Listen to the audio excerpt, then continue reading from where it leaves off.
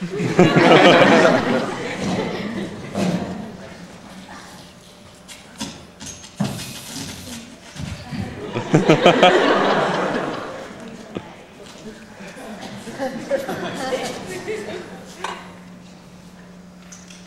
evening and welcome to MedCenter Update.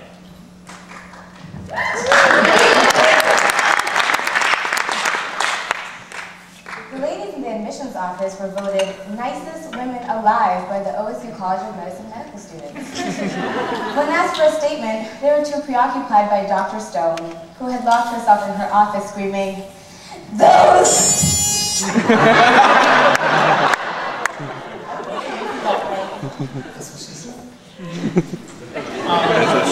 Sure, because you're not using that right. You that's what she said? Yeah. A recent study published by a College of Medicine student proved that delta waves can in fact be seen on EKGs in at least 6 instances other than Wolff-Parkinson-White syndrome, though they may be rare. When interviewed about this momentous finding, all the student had to say was, "Dr. Fontana better give me back that quarter of a point on my TBL quiz." Oh, God. The admissions board revolutionized the admissions process by adding current medical students to its committee this year. In a recent interview about this addition, Dr. Batisky stated, "This is a momentous change in the culture of our school that will make the students feel a false sense of importance and ideally stop bothering me."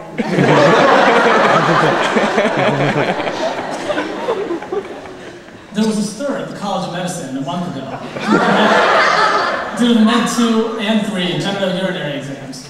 Students were in an absolute frenzy until their fears were assuaged by a blurb in our Physician's Development Manual.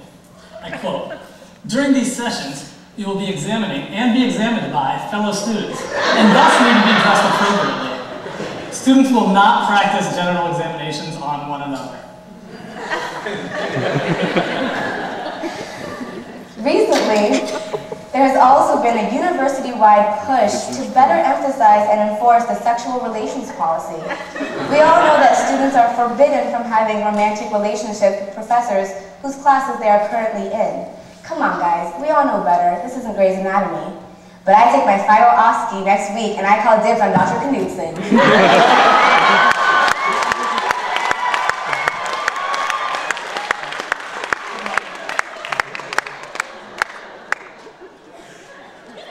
By now, hopefully everyone's had a chance to meet our new dean, Dr.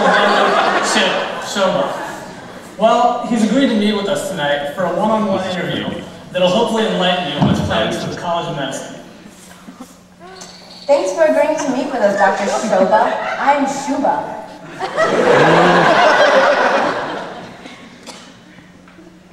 Shuba. That's right, Dr. Shoba. Shuba. Dr. Shoba. You don't have to call me Dr. Shoba. It's so formal. Just call me Chip.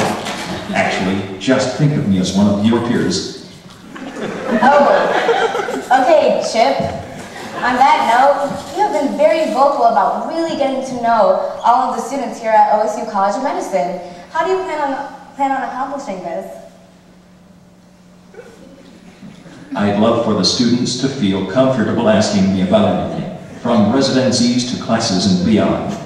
I want to be present at every meeting and social event they have. Okay, but if you're spending so much time with the students, how do you plan on, working on your other responsibilities? And how about spending time with your family? The students are my family. Oh, family. So can I have $1,000? No. Since we're family now, my dad gives me money sometimes. All right, or not.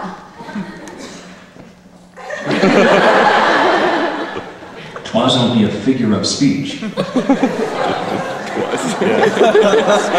And Neil decided that at 4 in the morning last night. Twas. Moving on. Could you tell us a little about your thoughts on how we can better the education of our medical students? Wait a second, that was my line. Moving on. Could you tell us a little about your thoughts? I don't have an accent. Well, it's actually pretty simple and clear. I want our students to be professional leaders and to lead the way in professionalism in a professional manner that only a real leader can do. Professionally, all of you need to incorporate professionalism with your leadership responsibilities in meeting professional goals. Professional leadership, professionalism, leadership, professionalism.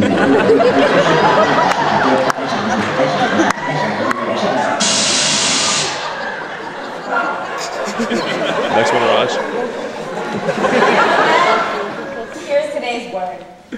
Which is, of course, professionalism. As you all know, professionalism has become a bit of a buzzword here at the College of Medicine.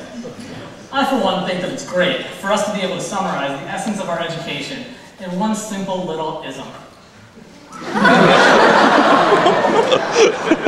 And given the recent prominence of professionalism in our educations, I just wanted to take a little bit of time to talk about some of the policies in our student handbooks that really stress the importance of professional behavior. You're probably well aware, this year a new Internet professionalism standard was put in place to emphasize the importance of professionalism in our day-to-day lives. It's important to remember that Internet infractions can take place through many different types of services, such as blogs, photo sharing sites, and instant messaging programs.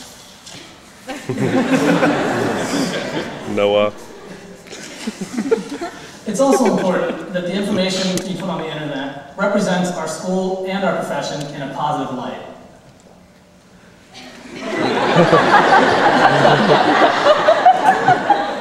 Because of this, you must remember not to defame the university or the College of Medicine in any publicly viewable virtual space.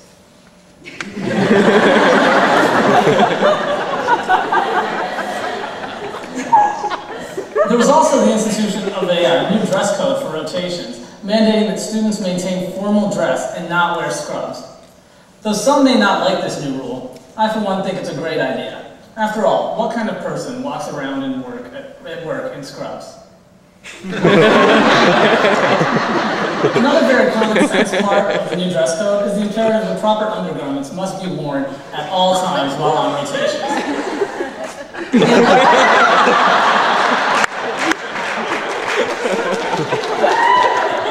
And for the safety of all, heels must be limited at 3 inches.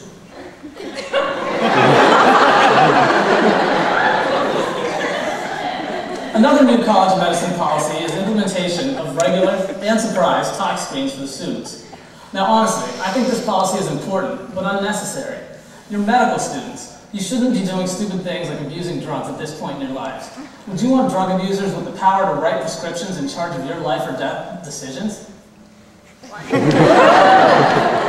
Now, while we're on the topic, I've been hearing a lot of unprofessional comments regarding the new clustering that's now in place. But I think this issue has been largely misunderstood.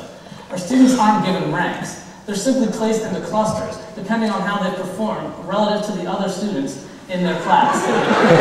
So in the end, you don't have to worry. We're still a non-ranking institution.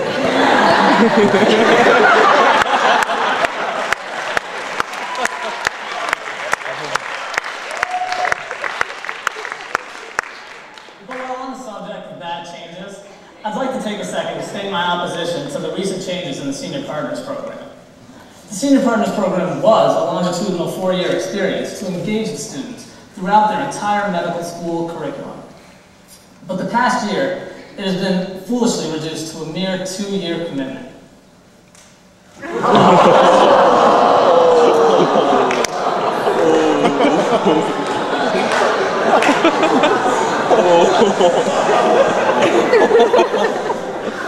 And for all of your benefit, you should also note that there is a new policy in place about abuse. Unfortunately, we're a little short on time, so I can't fully explain it to you, but you should all read it. It is your professional duty. And now, for your enjoyment, the Beetle Dot Girls.